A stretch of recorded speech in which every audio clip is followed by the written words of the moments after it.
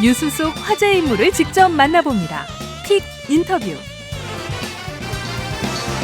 안녕하세요, 위원장님.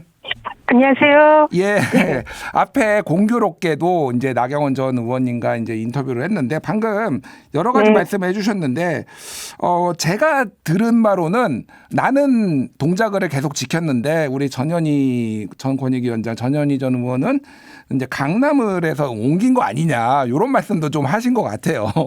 좀 어떻게 들으셨습니까? 예. 네, 나경원 의원님께서는 중구에 계시다가 동작으로 옮기신 걸로 알고 있는데요. 예. 그게 지금 당인으로서 생활을 하다 보면은 이 본인의 선택과 그 서신에 따라서 결정이 아니라 당의 결정에 따라야 되는 그런 순간이 있고요. 예. 그래서 경험하신 분께서 그렇게 말씀하시니까 좀 아이러니다 그런 생각이 듭니다. 알겠습니다. 아이러니다. 아유, 오늘 제가 좀 진땀이 나네요. 두 분 인터뷰하면서. 예, 일단은 좀 현안부터 질문을 드리겠습니다. 이제 안규백 전략공관위원장이 이제 여전사들 이라고 해가지고 그 이제 이현주 의원이나 추미애 전 장관 그리고 이제 위원장님 이름을 언급했는데 일단은 이 지금 그 여전사라는 타이틀에 대해서 별로 조금 뭐 마뜩지 않거나 그러진 않으신가요? 일각에서는 왜 세 명 다 훌륭한 어떤 재능과 그런 뭐 이런 걸 가지고 있는데 왜 전사라는 걸로 이렇게 묶느냐, 오히려 이 잠재력이나 이런 것들을 좀 제한하는 거 아니냐, 뭐 이런 얘기들도 좀 있더라고요. 그런 점은 분명히 저도 있다고 생각을 하고요. 저도 원래는 전사나 뭐 이런 것보다 합리적인 뭐 정책동 전문가 이런 이미지가 강했었거든요. 근데 예. 이번에 전사라는 그런 이제 타이틀이 저한테 붙게 된 것은 윤석열 정권과 맞서 싸우면서 또 끝까지 임기를 지킨 이런 이미지 때문에 정권과 맞서 싸운 투사 그런 의미로 저한테 그런 이제 닉네임이 붙어진 것 같습니다. 그리고 이번 총선은 민주당으로서는 윤석열 정권 심판이라는 이것이 가장 중요한 시대 정신이고 저희들의 당면 과제이기 때문에 그것을 가장 상징화할 수 있는 윤석열 정권과 맞짱 서서 싸웠던 그런 여성 정치인들을 이렇게 여전사 삼행방 이런 식으로 전략적으로 아마 내세우지 않았나 이런 생각을 하고 있습니다. 예.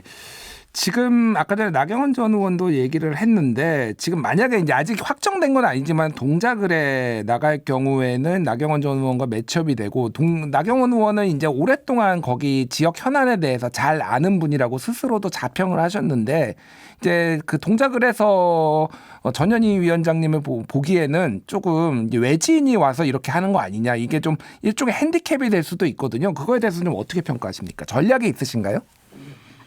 제가 동작을 갈 가능성이 있다는 전제인가요? 예, 아직 당이 이제 결정을 하지는 않았고요. 예. 동작을 여러분들이 이제 이렇게 거론되고 있는 걸로 알고 있는데요. 예. 만약에 이제 제가 당의 전략적 판단에 의해서 동작을 가게 된다면 그 가정 하에서는 저는 그렇게 생각합니다. 이번 총선은 윤석열 정권 심판이라는 그런 국민과 민주당의 절체절명의 과제, 또 시대 정신이 있고요. 또 저 같은 경우에 그것을 상징할 수 있는 그런 이제 의미가 있다 이렇게 생각을 하고 있고요.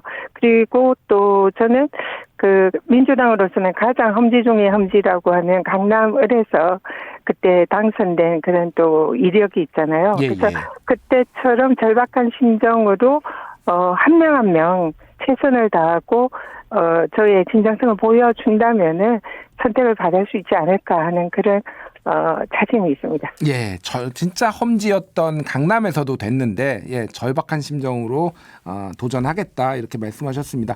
이제 민주당 내부 얘기 조금만 여쭤보겠습니다. 지금 굉장히 공천 파동이라고 말할 정도로 상당히 좀 시끄러운 모양인데 특히 고민정 최고위원이 최고위원회 이제 보이콧 선언까지 했거든요. 어떻게 보면 친문계를 대표하는 최고위원 중에 한 명인데 그래서 지금 친문과 친명 간의 갈등이 조금 격화되고 있다. 대거 탈당하는 거 아니냐 이런 좀 우려까지 나오고 있습니다. 지금 어떻게 상황 보고 계십니까?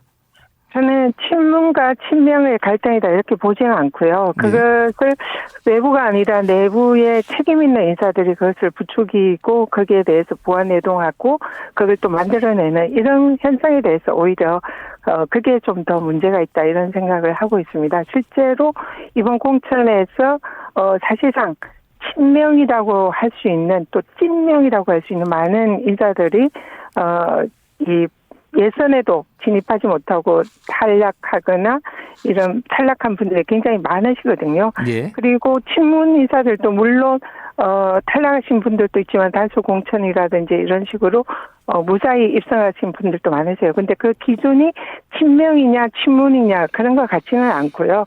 당의 시스템 공천에 따라서 그런 적법한 그 합리적인 절차에 따라서 결정이 된 거다 이렇게 생각을 하는데 자신이 공천에 만약에 탈락하거나 불이익을 받으면 이것이 내가 비명이기 때문이다, 친문이기 때문이다 이런 거는 저는 아니라고 생각합니다. 저 같은 경우도 대표적인 문재인 정부의 장관급 기관장으로서 대표적인 친문이라고 볼 수 있는데 그러면 제가 지금 받고 있다고 생각하는 혹시나 이제 사람들이 제가 불이익을 받고 있다 이렇게 하면 제가 친문이기 때문에 불이익을 받는다. 저는 전혀 그렇게 생각하지 않거든요. 이것은 저의 선택이고 또 선당우사하겠다는 마음으로 제가 종로의 출마를 적고 당의 결정에 따르겠다 이렇게 했기 때문에 이거는 친명 친문 프레임이 아니라 그냥 당의 시스템과 또 어떻게 보면 자신의 소신 선택에 따른 결정인데 이것이 그런 프레임이 씌워져서 우리 당이 분열과 갈등을 하고 있다. 이런 프레임으로 가는 것은 정확한 현상을 반영한 것은 아니다. 저는 이렇게 생각합니다. 예. 그러고 보니까 진짜 우리 장관님, 그러니까 위원장님 같은 경우에도 어떻게 보면 친문 인사인데 당의 전략적 판단에 본인의 모든 걸 이제 맡기겠다 이렇게 말씀을 하셨네요. 근데 지금 어쨌든 현안에서 그렇게 이제 외부에서 그렇게 뭐 프레임을 만드는 것도 있지만은 그렇게 인식하는 분들도 내부에 계시니까 제가 좀 더 여쭤보겠습니다. 임종석 전 비서실장 같은 경우에는 이제 중성동갑 이제 예비 후보자 로 지금 있는데 지금 당에서는 전략 공천을 해서 다른 지역으로 이제 가라, 송파 쪽으로 가라 이런 얘기도 언론 보도로 나왔습니다. 그러면은 위원장님이 이제 당에게 전략적으로 이렇게 맡긴 것처럼 그러면 임종석 전 비서실장도 그렇게 당의 결정에 따라야 된다 이렇게 보시는 건가요? 제가 종로를 도전을 하면서 여러 가지 고민 끝에 종로를 선택을 했고 이곳이 저희 정치적 운명을 앞으로 이제 결정지을 그런 매우 저에게는 아주 소중하고 중요한 의미가 있는 그 출마지다 이렇게 생각을 했고 정말 최선을 다했어요. 그리고 뭐 사무실이라든지 그동안 뭐 엄청난 저로서는 투자를 했고 시간과 에너지 노력을 그리고 마음을 다 쏟았거든요. 하루에 2, 3천 장 정도 명함을 뿌리면서 그쪽에서 제가 당선되려고 엄청 노력을 했습니다. 그런데 제가 그 지역을 스스로 당의 전략적인 판단에 따라서 그 뜻에 따르겠다 하면서 선당우사 결정을 하고 그만둘 때는 정말 불면의 밤을 한 몇 주 동안 이렇게 했던 것 같습니다.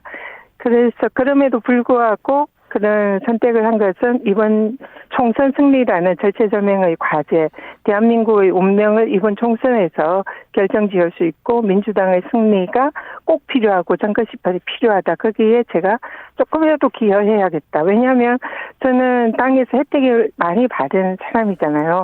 장관급 기관장을 했고 그러면은 사실은 이제 우리 임종석 실장님 경우에도 저와 비슷한 상황이라고 생각이 드는데 좀 더 선당우사의 그런 생각에서 그런 판단을 해주시면 좋겠다 이런 이제 생각이 들고요. 지금 어려운 처지는 저는 충분히 이해합니다. 제가 그 과정을 겪었기 때문에 얼마나 힘드실까 그런 생각은 하고 마음은 아픈데 그렇지만 우리가 민주당 총선 승리라는 그런 절체절명의 과제가 우리가 함께 책임지고 해야 되는 그런 책임 있는 위치에 있기 때문에 알겠습니다. 우리 실장님도 그런 판단을 좀 하셨으면 좋겠다. 그런 희망을 가지고 있습니다. 예, 선당우사를 좀 생각하시면 좋겠다 이렇게 이제 말씀하신 걸로 정리를 하겠습니다. 그 최근에 이제 민주당의 당 지지율도 그렇고 아니면 이제 정권 심판론, 정권 지지론 뭐 이렇게 여론조사하는 것도 그렇고 과거에 지난해 말에 비해서 그 격차가 굉장히 이제 좁혀지고 있습니다. 그래서 당 지도부의 어떤 전략 부재 그리고 최근에 이제 공천 갈등 뭐 이런 것들이 복합적으로 영향을 미쳤다라고 얘기가 나오고 있는데 요거에 대한 해법이 조금 각양각색인 것 같아요. 일각에서는 이재명 대표가 불출마를 하거나 당대표직을 내려놔야 된다라는 얘기도 있고 뭐 다른 전략을 얘기하시는 분도 있고 그러는데 우리 전현희 위원장님께서는 지금 당의 약간 그 주춤한 상황 그리고 아니면 위기 요거를 좀 어떤 식으로 돌파해야 된다고 보십니까? 일단은 저는 지금 민주당의 공천에 대해서 너무 지나치게 언론이 좀 기울어진 그런 편파적인 좀 보도나 판단을 하고 있지 않은가 이렇게 생각을 하고요. 그런 게 당의 지지율에 좀 영향을 준다 생각을 합니다. 왜냐하면 제가 보는 현재 민주당의 공천은 지극히 그 어떤 때보다 정상적이고 시스템에 따른 그런 결정을 하고 있거든요. 여론조사를 여러 군데 하는 것도 이기는 공천을 하기 위한 지지율, 이런 경쟁력을 파악하기 위한 일환의 하나인데 이것을 특정인을 떨어뜨리기 위한 이런 친명, 비명 뭐 이런 프레임으로 이 공천에 또 거기 내부에 소속되어 있는 분들이 그걸 갈등과 분열로 몰고 가는 이게 지지율 이 떨어지는데 상당히 중요한 역할을 했다. 그래서 좀 더 냉정하게 이것이 민주당이 이기는 또 시스템 공천을 하고 있다는 이런 부분을 인정을 하고 거기에 대해서 선당우사 정신으로 좀 더 받아들이는 이런 태도가 보다 더 필요할 거다 이런 생각이 들고요. 이 공천이 끝날 점 그리고 이제 정말로 본선에 들어가면은 저는 이 시스템 공천이 빛을 발할 거다 생각합니다. 민주당 공천이 국힘과 비교했을 때에 역동적이고 새로운 인재들이 많이 영입이 됐고 물갈이가 많이 됐고 이런 새로운 선수들을 국민들 앞에 많이 내놓고 있거든요. 그러면은 이 부분에 대해서 본선에 갔을 때는 국민들께서 지금 상대적으로 고인물 그런 경선 사실상 현역이 거의 물갈이 되지 않는 그런 국민의힘 경선과 분명히 국민들께서는 이렇게 비교하게 되실 거고 민주당에 더 표를 주실 거다 이렇게 저는 믿고요. 이재명 대표와 관련해서는 지금 사실상 민주당의 가장 중요한 전략적 자산이고 또 유력 대선 주자이기 때문에 저는 이재명 대표를 민주당이 보호를 할 필요가 있다. 그래서 지나치게 흠집내지 않고 이재명 대표를 앞세워서 이재명 대표의 얼굴로 이번 총선을 치를 필요가 있다. 이렇게 생각을 하고요. 그래서 대표를 너무 흔드는 것은 우리 내부인들이 흔드는 것은 바람직하지 않다 이렇게 보고 있습니다. 알겠습니다. 대표를 너무 흔들면 안 된다. 그리고 어떤 시스템 공천에 어느 정도 승복을 해라. 이렇게 좀 말씀하신 걸로 정리를 하겠습니다.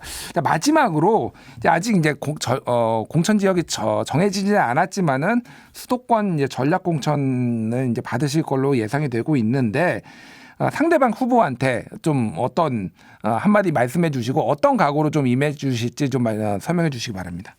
네, 선거라는 것이 정말 4년 만에 국회의원 선거는 오는 축제의 그런 과정이고 또 국민들에게 자신의 이런 장점을 보이면서 앞으로 국민들을 위해서 어떤 정책과 입법을 하겠다 이런 것을 보여주는 그런 이벤트다 생각을 합니다. 그렇기 때문에 제가 만약에 이제 어떤 지역에 정해진다면은 이 상대 후보와 정말 선의의 경쟁을 하면서 국민들만 바라보면서 국민들 위해서 제가 최선을 다하는 그런 정치인이라는 걸 보여드리는 그런 긍정적인 메시지로 선거를 치르고 싶습니다. 알겠습니다. 선전 기대해 보겠습니다. 전현희 전 국민위원장과 말씀 나눴습니다. 위원장님 감사합니다.